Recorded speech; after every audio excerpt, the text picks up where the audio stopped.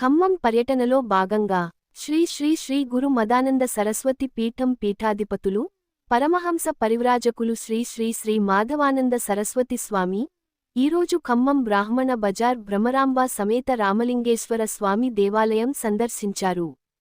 స్వామివారికి ఆలయ ధర్మాధికారి సోమశేఖర్ శర్మ, అర్చకులు కాళీప్రసాద్ శర్మ, విజయ్ శర్మ పూర్ణకుంభ స్వాగతం పలికారు. ఈ కార్యక్రమంలో తెలంగాణ బ్రాహ్మణ సేవా సంఘాల సమాఖ్య రాష్ట్ర నాయకులు శ్రీధర్ శర్మ, వైదిక బ్రాహ్మణ సంఘం కార్యదర్శి ఆదిత్య సరస్వతి కుమార్ శర్మ, స్తంభాద్రి పురోహిత సంఘం నాయకులు యుగంధర్ శర్మ, గురునాథ శర్మ, కమలాకర్ శర్మ, సాయి ప్రణీత్ శర్మ, శివశర్మ, శ్రీధర్ శర్మ భక్తులు పాల్గొన్నారు.